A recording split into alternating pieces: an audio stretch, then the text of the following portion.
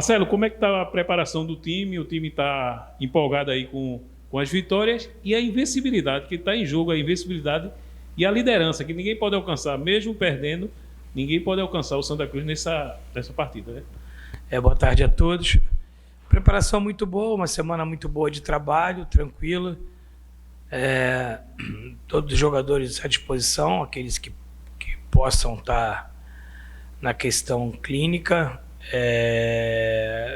Uma semana que deu para recuperar bem os jogadores da viagem e a gente preparando uma equipe forte, competitiva, porque a gente vai pegar uma equipe diante que as nossas observações tiveram, talvez a equipe que taticamente vai nos trazer mais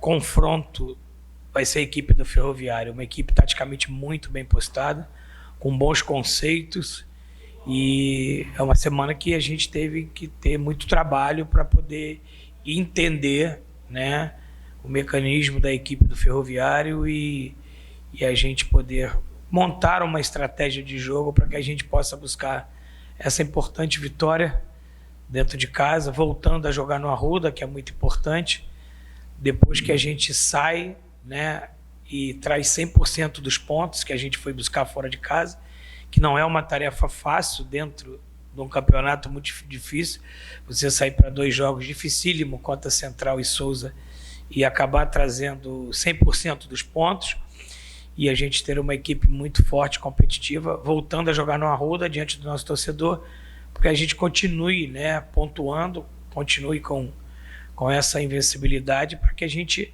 alcance, né, o número mágico da classificação o mais rápido possível. Marcelo.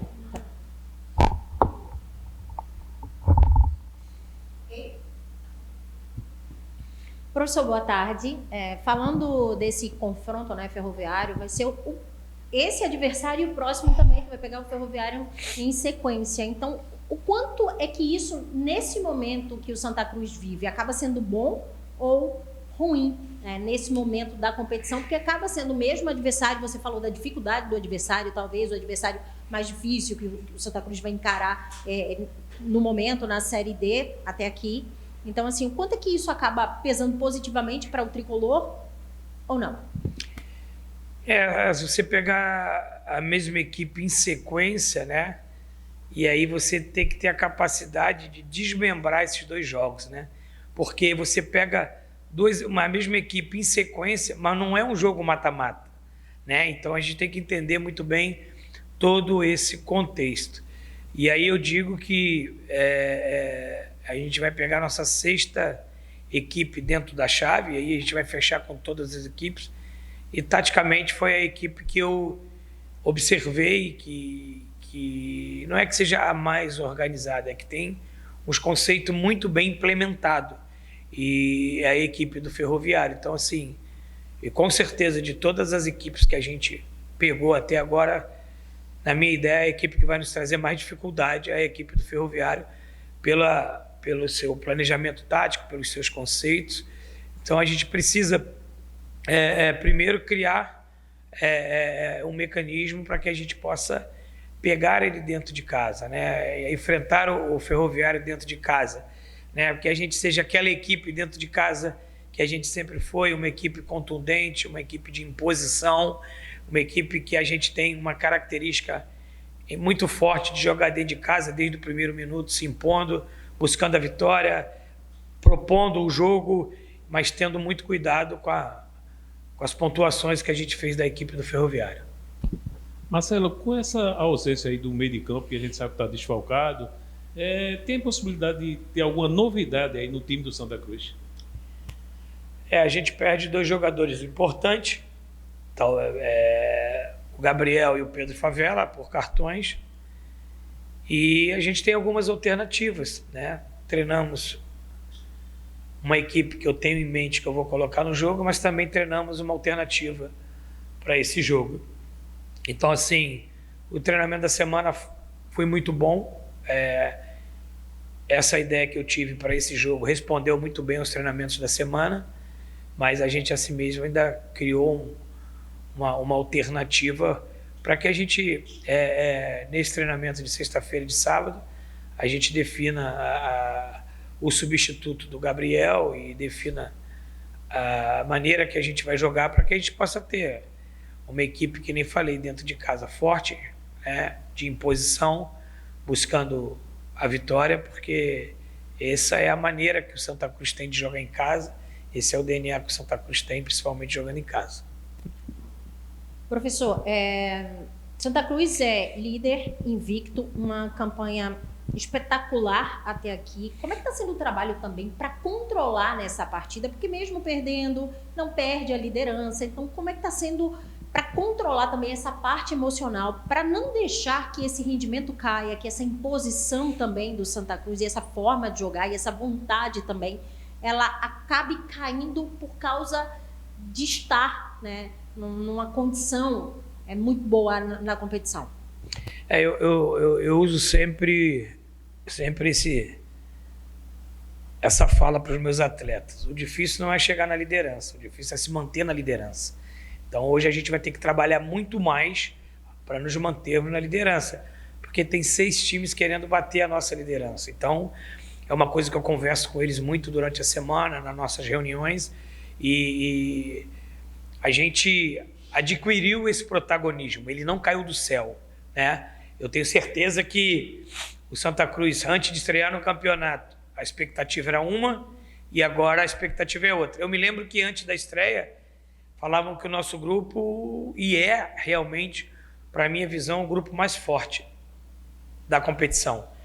E não é pelo fato de a gente estar na liderança que ele se tornou um grupo fácil, né? A gente teve um planejamento, a gente executou, a gente trabalhou muito para chegar onde a gente chegou.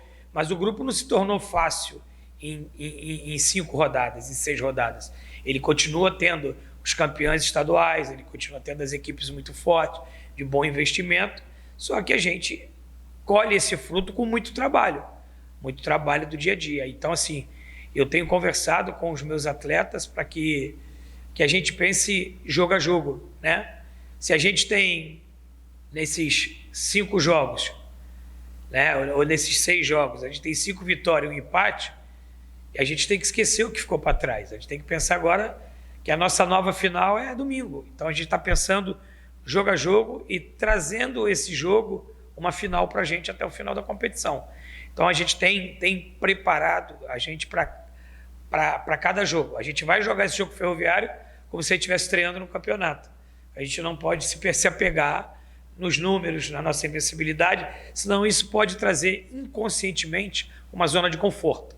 E é uma coisa que essa palavra não passa aqui no Arruda, zona de conforto.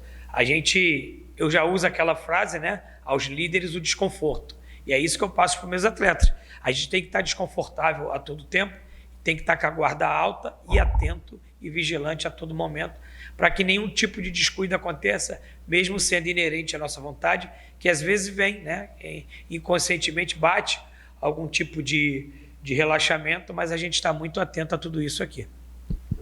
Marcelo, quanto à torcida do Santa Cruz, quando você chegou aqui, eu acho que você tinha uma perspectiva da torcida como era, mas superou a sua expectativa com essa torcida que incentiva em todos os jogos, ele está jogando fora, leva torcedor também. O que é que você fala para essa torcida que está sempre presente? Não, com certeza a torcida do Santa Cruz não superou a minha expectativa. A minha expectativa era exatamente essa, né? Quem não conhece essa apaixonada torcida do Santa Cruz? Quem não conhece a apaixonada torcida tricolor? Então, assim, eles só reafirmaram aquilo que eu já tinha em mente e em pensamento. Uma torcida apaixonada, uma torcida com engajamento impressionante, o 8º maior público do Brasil, mesmo estando na 4ª divisão do Brasil.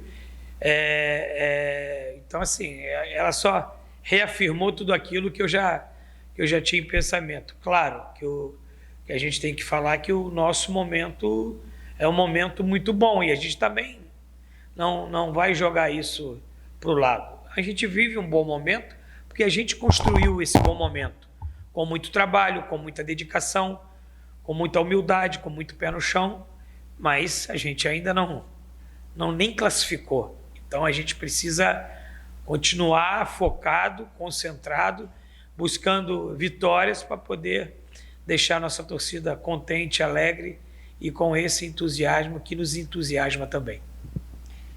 Professor, a gente conversava sobre a questão do elenco, né? Questão de reforços, o quanto que o Marcelo Cabo estava satisfeito com esse elenco e o quanto que precisava reforçar. E um dos seus pedidos à diretoria é a questão do setor ofensivo.